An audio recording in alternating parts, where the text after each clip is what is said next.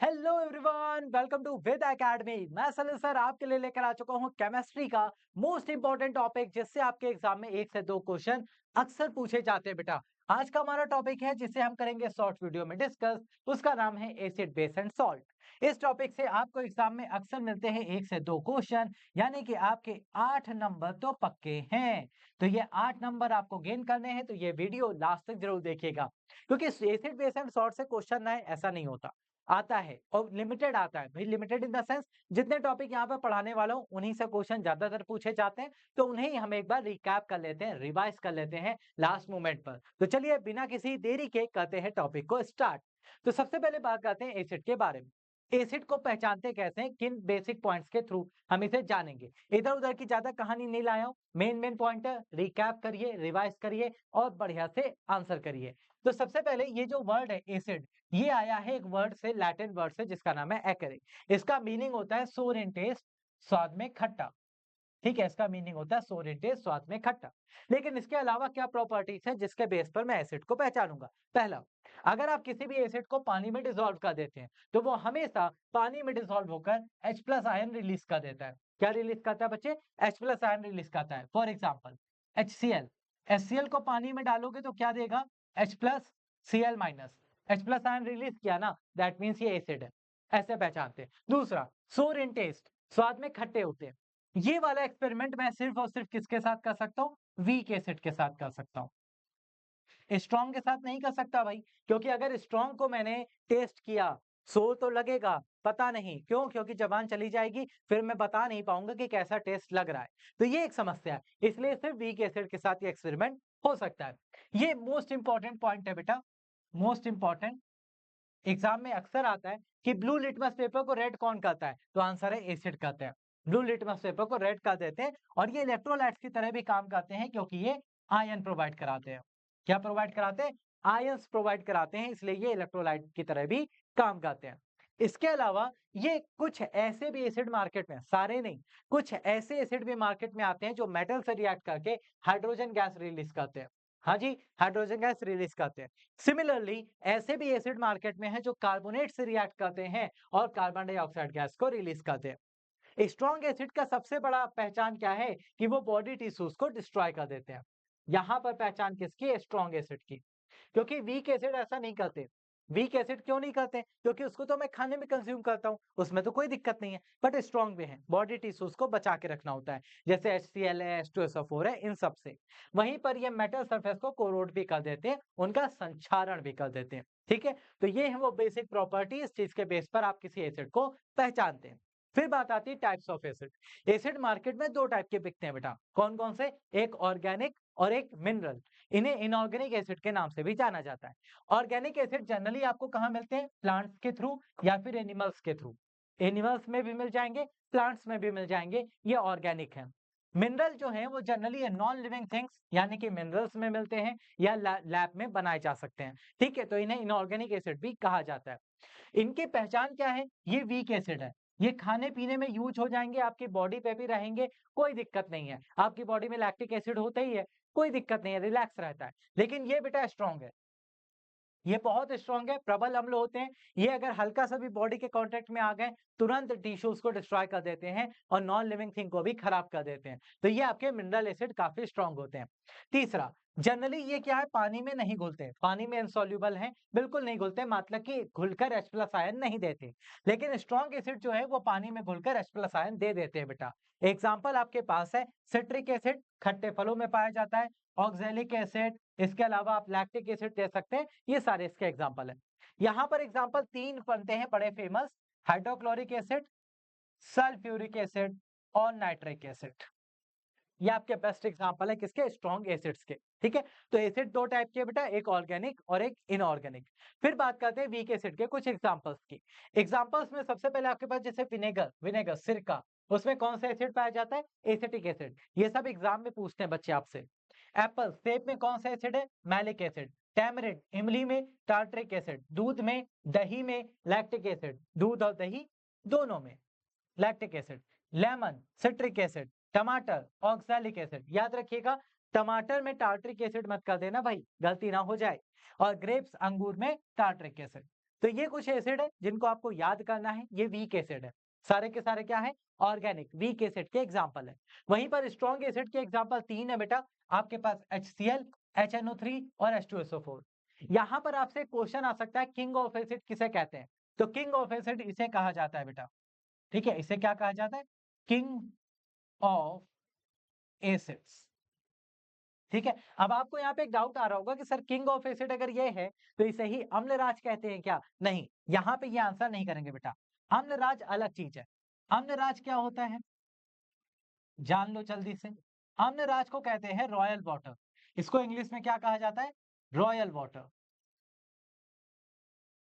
ठीक है, ये आपका होता है रॉयल वाटर। ये जनरली दो स्ट्रॉन्ग एसिड के कॉम्बिनेशन से बनता है, मिक्सचर होता है। किससे बनता है? HCl plus HNO3।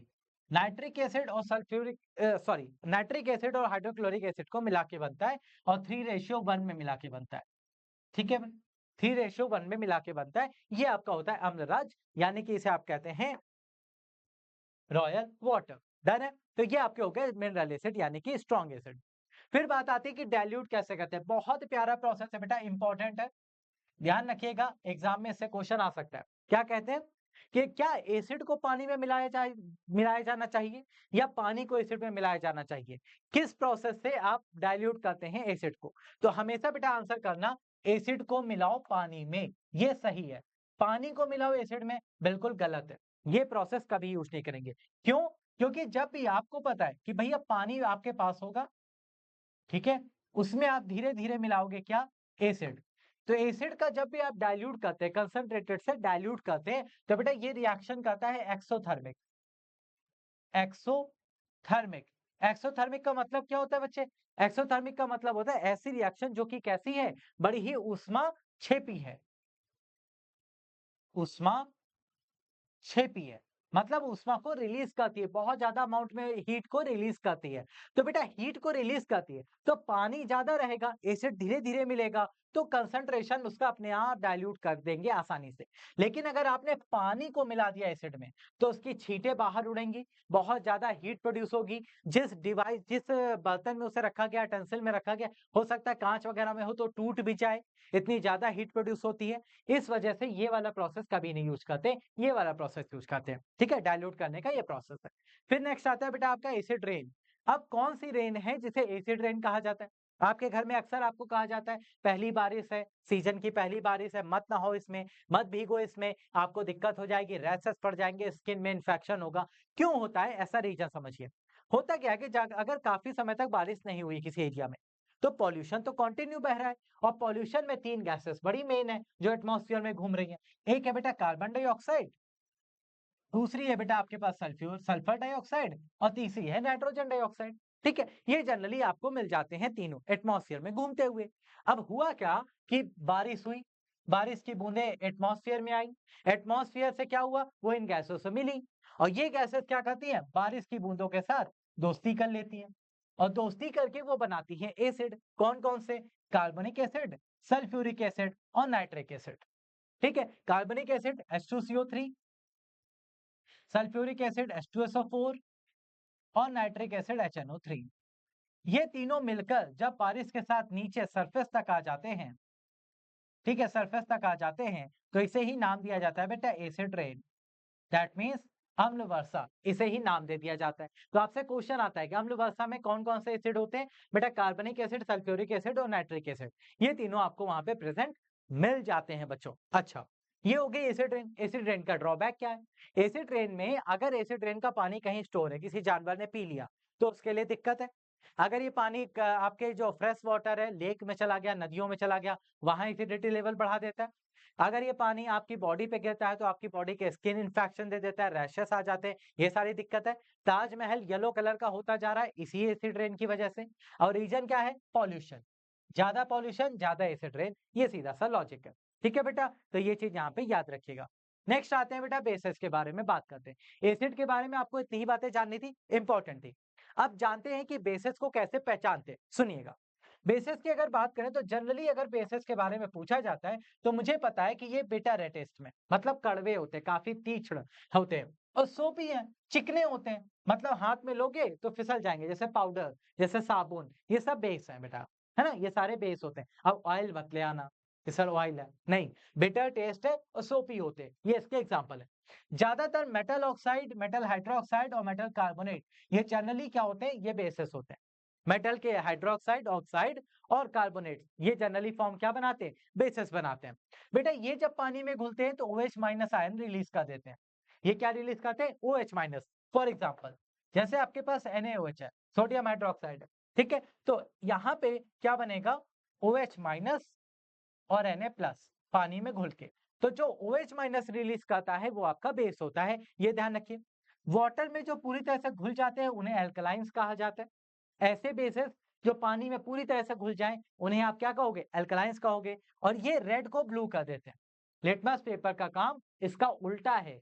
एसिड क्या करता है, ब्लू को रेड, ये क्या करता है, रेड को ब्लू कर देता है। ठीक है, तो ये इसके एग्जाम्पल है जिससे आप इसको पहचानते हैं इजिली। ठीक है भाई, चलिए नेक्स्ट आते हैं। इलेक्ट्रोलाइट की तरह ये भी काम करते हैं क्योंकि ये भी आयन देते हैं।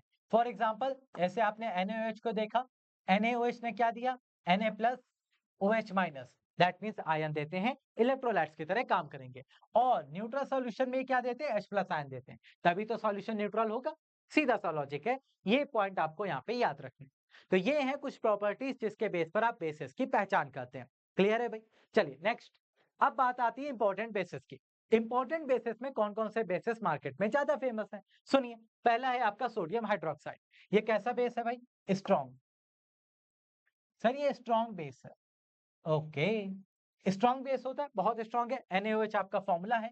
इसको हम लोग कास्टिक सोडा के नाम से भी जानते हैं, कास्टिक सोडा के नाम से भी जानते हैं। आयंस देगा क्योंकि Na प्लस OH माइनस में ब्रेक होता है, तो भाई आयन प्रोवाइड कराता है।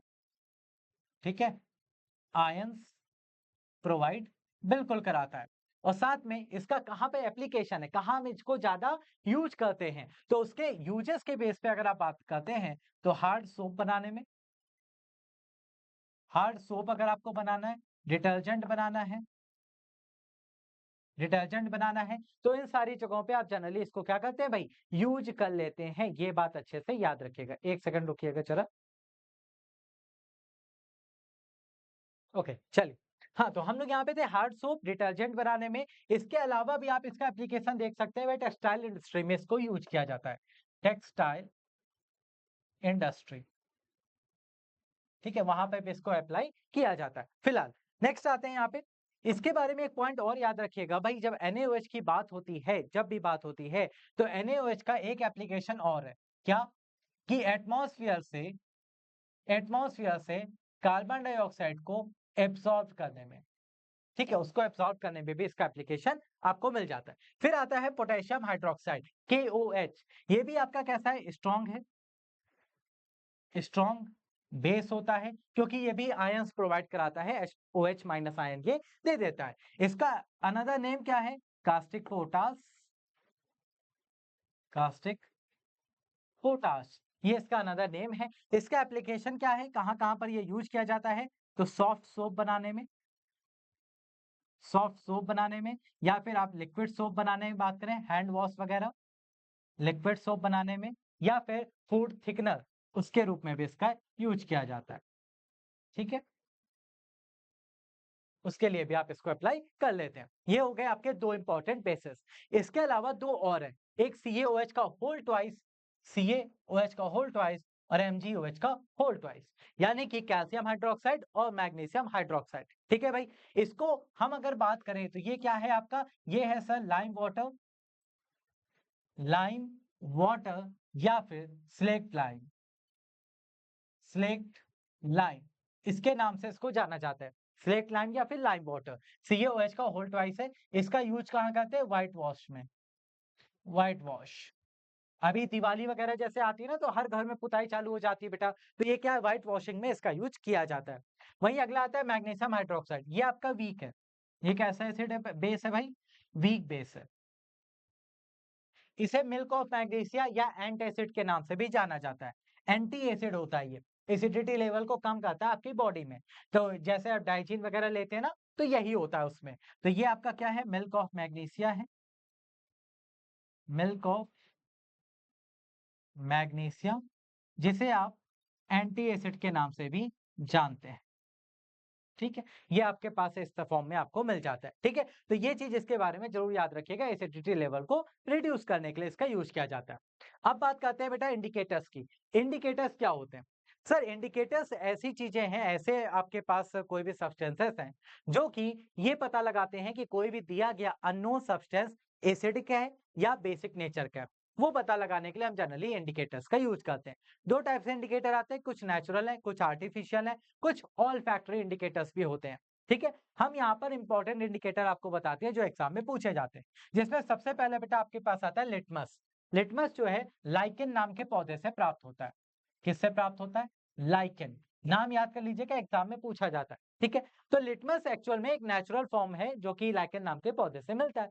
इसका नेचुरल कलर कैसा है? पर्पल है, पर्पल कलर है। ठीक है, एसिड में डालने पर ये रेड कलर में बदल जाता है और बेस क्षार में डालने पर ये ब्लू कलर में बदल जाता है। जनरली इसका क्वेश्चन ऐसे ना आके इसके स्ट्रिप्स का आता है, जो पेपर की स्ट्रिप आती है ना इसकी रेड और ब्लू कलर की, उससे आता है। तो आपसे पूछा जाता है कि अगर आपके पास कोई एसिड है तो वो करता क्या है? एसिड का मतलब अम्ल। और अगर आपके पास कोई बेस है क्षार, तो वो क्या करता है? जनरली आप इसमें बड़ा कंफ्यूज रहते हो बेटा कि कौन ब्लू को रेड कहता है, कौन रेड को ब्लू कहता है। मैं इसका शॉर्टकट सिखाता हूं, आज के बाद कभी नहीं बोलोगे बेटा। क्या है इसका शॉर्टकट? सुनिए, एसिड के लास्ट में क्या आ रहा है? डी आ रहा है। एसिड के लास्ट में डी आ रहा है, मतलब ये जो भी कन्वर्जन करेगा उसके लास्ट में डी आना चाहिए, मतलब ये ब्लू को रेड बनाएगा, ये ब्लू लिटमस पेपर को रेड करेगा। देखो इसके लास्ट में भी डी आ रहा है, इसके लास्ट में भी डी आ रहा है, मैच करना चाहिए। यानी कि ये नीले लिटमस पेपर को क्या कर देता है? सर नीले लिटमस पेपर को ये लाल कर देता है। सीधा सा सेम यही लॉजिक आप बेस के लिए बनाओ। बेटा बेस के लास्ट में क्या आ रहा है? ई आ रहा है, मतलब ये जो कन्वर्जन करेगा उसके लास्ट में क्या आना चाहिए? ई आना चाहिए। दैट मीन्स ये रेड को ब्लू कर देता है बेटा। ठीक है, यानी कि लाल को नीला बना देता है। बस ये इसका सीधा सा काम खत्म। तो लिटमस पेपर के केस में आपको रटने की कोई जरूरत है ही नहीं, आपको बस ये याद रखना है कि लास्ट में कौन सा अल्फाबेट आ रहा है। तो बस अल्फाबेट हमारा ई है तो लास्ट में ई आएगा, डी है तो डी आएगा, खत्म हो गया। तो ये आपका लाइकेन आपसे प्राप्त हुआ, लिटमस पेपर नाम दिया। नेक्स्ट आता है बेटा मिथाइल ऑरेंज। मिथाइल ऑरेंज का नॉर्मल कलर क्या है? अगर न्यूट्रल है तो ऑरेंज है। ठीक है, ऑरेंज कलर है। तो अगर आपके पास उदासीन विलयन है, उदासीन दैट मींस न्यूट्रल सॉल्यूशन है, तो ये आपको ऑरेंज कलर ही देगा। कैसा कलर देगा भाई? ऑरेंज कलर देगा, उसके अलावा कोई कलर नहीं देगा। लेकिन अगर आप इसे एसिड में डाल दो, मतलब किसी अम्ल में डाल दो, एसिड में डाल दो, तो ये किस कलर में बदल जाता है? रेड कलर में बदल जाता है, लाल रंग में बदल जाता है। लेकिन अगर आप इसे बेस में डाल दो, क्षार में डाल दो, तो ये कैसा कलर दिखाएगा आपको? बेस में डालने पर ये पीला कलर दिखाता है। तो आपसे एग्जाम में क्वेश्चन पूछा जाता है कि मिथाइल ऑरेंज एसिड में डालने पर कैसा कलर देगा? तो रेड, बेस में डालने पर पीला। ये बात आपको ध्यान रखनी। कभी कभी एक्सपेरिमेंट फॉर्म में क्वेश्चन घुमा देता है, काफी लंबा कर देता है, कोई टेंशन नहीं लेनी, रिलैक्स रहना है। नेक्स्ट है बेटा फिनोल्फथलीन। फिनोल्फथलीन का क्वेश्चन ऑलरेडी 2 बार एग्जाम में आ चुका है, अभी भी आ सकता है, सो ध्यान रखिएगा बेटा। फिनोल्फथलीन जनरली कैसा है? कलरलेस, इसका कोई कलर नहीं होता। अगर आप इसको न्यूट्रल सॉल्यूशन में डालते हैं तो ये आपको कोई कलर नहीं दिखाता। ठीक है भाई, नो कलर। अगर आप इसे एसिड में डालते हैं, अम्ल में डालते हैं, तो भी बच्चे कोई कलर नहीं दिखाता, नो कलर, ये कलर ही नहीं दिखाता। तो एसिड और न्यूट्रल में डिफरेंस करना मुश्किल है। लेकिन अगर आप इसे बेस में डाल देते हैं, क्षार में, तो ये पिंक कलर आपको दिखा देता है। Pink colour. खट्टा मीठा मूवी आपने देखी है, वहां पर आपने एक सीन देखा होगा भाई, उस मूवी में जब पैसे देकर जाता है अक्षय कुमार एक्ट्रेस को, फिर तुरंत से विजिलेंस टीम आ जाती है, आपने रिश्वत ली है, हमें पता है, आपने नोटों का बंडल जो लिया उसमें मैंने पाउडर लगाया था, आप जरा इस सॉल्यूशन में अपना हाथ डालिए। हाथ डालते ही पिंक कलर हो जाता है सॉल्यूशन का, याद आया सीन? तो वो यही था बेटा, वो था बेस, उसमें लगा हुआ था बेस, कोई भी पाउडर या कोई भी साबुन का आप राख लगा सकते हैं और वो पिंक कलर आपको दे देगा तुरंत। तो वो फिनोल्फथलीन सॉल्यूशन ही उसमें पड़ा हुआ था। ठीक, याद रखिएगा। फिर आता है नेक्स्ट टर्मरिक, हल्दी। आप सबके घर में है, बहुत अच्छा इंडिकेटर है। हल्दी का जनरली कलर क्या होता है? अगर आप इसे न्यूट्रल सॉल्यूशन में डालते हैं, अगर आप इसे उदासीन में डाल देते हैं तो इसका जनरली कलर क्या है सर? येलो है। क्या इसे अम्ल में डालने पर, एसिड में डालने पर कोई कलर चेंज आता है? नहीं आता, येलो ही रहता है। अच्छा, तो कहाँ चेंज आएगा? चेंज आएगा बेटा बेस में, क्षार। बेस में डालने पर ये क्या हो जाता है? ये ब्राउनिश रेड हो जाता है, ब्राउनिश रेड हो जाता है। ठीक है, तो बेस पे डालने पर ये अपना कलर चेंज कर लेता है बेटा, ये चीज आपको यहाँ पर अच्छे से ध्यान रखनी। तो ये हो गया आपका टर्मरिक। नेक्स्ट है आपके पास पीएच स्केल। पीएच स्केल बहुत प्यारी चीज है, इससे क्वेश्चन अक्सर एग्जाम में आते हैं और कई सब्सटेंसेस के पीएच नंबर आपसे पूछे जाते हैं। तो पीएच स्केल का डिस्कवरी या इन्वेंशन की बात करें, इन्वेंशन किया था सोरेनसन ने। नाम याद रखिएगा, क्या पता एग्जाम में पूछ ले। सोरेनसन ने किया था। ये एक यूनिवर्सल इंडिकेटर है जिसके थ्रू आप एसिड और बेस दोनों का पता लगाते हैं। यहाँ पर ये क्या करता है, इसका फुल फॉर्म क्या होता है? Potential of hydrogen. ये H प्लस आयन को ढूंढता है, हाइड्रोजन के पोटेंशियल को ढूंढता है किसी भी सब्सटेंस में। उसके बेस पर ये कैलकुलेट करता है नंबर्स। इसका फॉर्मूला होता है पीएच बराबर माइनस का log base 10 H plus ion. इसको आप ऐसे भी लिख सकते हैं, पीएच बराबर log base 10 1 upon H plus ion. ठीक है, आप ऐसे भी इसको लिख सकते हैं। माइनस लगाएंगे तो H प्लस आयन आपका ऊपर आ जाएगा, बस इतना अंतर है। ठीक है, इसकी रेंज कहाँ होती है बेटा? इसकी रेंज होती है 0 से 7 और 7 से 14। इस रेंज का एक स्केल मार्केट में बिकता है। ठीक है, इसे कहते हैं पीएच स्केल। कलर भी अलग अलग वेरिएशन के साथ आते हैं, कलर आपसे एग्जाम में नहीं पूछता। पीएच के बेस पर आपको कुछ बातें हैं जो आनी चाहिए। पहला, पीएच अगर किसी भी सब्सटेंस का 0 हो जाए, इसका मतलब क्या? 0 होने का मतलब है सर कि वो स्ट्रॉन्गेस्ट एसिड है, स्ट्रॉन्गेस्ट एसिड है, मतलब सबसे प्रबलतम अम्ल है। 0 अगर पीएच हो गया है तो इसका आंसर बनता है आपका HCl H2SO4। ये सब इसके एग्जांपल है। वहीं पर अगर आपका पीएच 7 है, दैट मीन सब्सटेंस आपका न्यूट्रल, न्यूट्रल है। न्यूट्रल मतलब उदासीन है। ओके, न्यूट्रल में आपके पास बेस्ट एग्जांपल है आपके पास पानी, H2O वाटर, न्यूट्रल होता है। अगर पीएच आपका 14 आ गया तो स्ट्रॉन्ग बेस है, स्ट्रॉन्ग बेस है, मतलब क्षार है, प्रबल क्षार है। और इसका बेस्ट एग्जांपल है NaOH, सोडियम हाइड्रोक्साइड। ठीक, ये आपके बेस्ट एग्जांपल में आते हैं। पीएच की रेंज में आपको पता होना चाहिए बेटा कि पीएच में आपके जो भी स्केल बनते हैं 0 7 14, 7 से ऊपर जाओगे तो बेटा बेसिक नेचर बढ़ेगा, और अगर 7 से नीचे आओगे तो बेटा आपका एसिडिक नेचर बढ़ेगा। ठीक है, जितना ज्यादा 0 की तरफ जाओगे उतना ज्यादा हाईली एसिड, और जितना ज्यादा 14 की तरफ जाओगे उतना ज्यादा हाईली स्ट्रॉन्ग बेस है, और 7 रहोगे तो न्यूट्रल हो। खत्म, इतनी चीज आपको यहाँ पे याद रखनी। नेक्स्ट आते हैं कुछ ऐसे सब्सटेंसेस जिनके पीएच एग्जाम में अक्सर पूछ लिए जाते हैं, तो जरा उन्हें मैं आपको नोट करके दे देता हूँ, एक बार रिवाइज घर पे जरूर करना। चलिए सबसे पहले फटाफट इनके पीएच नोट कर लेते हैं भाई। HCl बहुत स्ट्रॉन्ग है सर, पीएच वैल्यू 0 है, 0 पीएच वैल्यू। एप्पल यहाँ पे जाएगा भाई, स्ट्रॉन्ग एसिड तो बहुत स्ट्रॉन्ग तो नहीं होता, बट हाँ इसमें एसिडिटी लेवल अच्छा होता है। 3 बनाना 4 एसिडिटी लेवल है, बटर 5, वाटर 7, बटर का आप 6 भी दे सकते हैं। ठीक है, बटर का आप 6 भी दे सकते हैं 5 की जगह। ठीक है, बहुत ज्यादा एसिडिक नहीं होता, हल्का सा होता है। विनेगर, विनेगर तो है सर बहुत ज्यादा एसिडिक है। लेमन 2.4, लैक्टिक एसिड 6.1, सब समथिंग 6.1। लैक्टिक एसिड दूध और दही में होता है ना, लगभग 6.1। चॉकलेट 5 एसिडिक नेचर होता है। ब्लड बेसिक नेचर होता है बेटा, 7.35 से 7.45 के बीच आता है। जनरली इसको 7.1 से 8 भी कहते हैं। अभी जब एनडीए में 2024 में आया था आपका क्वेश्चन, तो उसमें रेंज दी रखी थी 7.1 से 8, तो वो भी सही है। बेकिंग सोडा भैया 9, बेकिंग सोडा क्योंकि बेस होता है। शुगर न्यूट्रल फॉर्म है 7। शैम्पू, आपको लग रहा होगा शैम्पू सोप यानी कि बेसिक, नहीं, जनरली ये शैम्पू अगर आप आइडियल बनाते हैं तो वो एसिडिक होता है, थोड़ा सा एसिडिक होता है। कहीं कहीं पर 5 दिया होता है, कहीं पर 6 होता है, तो इस रेंज में ये खेलता रहता है। टमाटर की बात करो, टमाटर तो सर बड़े खट्टे होते हैं, यानी कि 4 की रेंज में आ जाता है ये। कॉफी 5 की रेंज में आती है। मैंगो 3.5 से 4 की रेंज में आता है। ठीक है, ओके, तो ये कुछ सब्सटेंसेस है जिनके आपको पीएच वैल्यू आने चाहिए, तो मैंने वो पूरी लिस्ट आपको यहाँ पर दे दी है। इसका पीडीएफ आपको टेलीग्राम पर मिल जाएगा बेटा, तो पीडीएफ जरूर डाउनलोड करके एक बार रिवाइज कर लीजिएगा। इसके बाद आते हैं बेटा सॉल्ट। सॉल्ट क्या होते हैं, कैसे बनते हैं? बहुत आसान तरीका है। जब भी आपके पास कोई एसिड आए, जब भी आपके पास कोई एसिड आए, उसको बेस से दोस्ती करा देना, तो वो क्या बना देगा?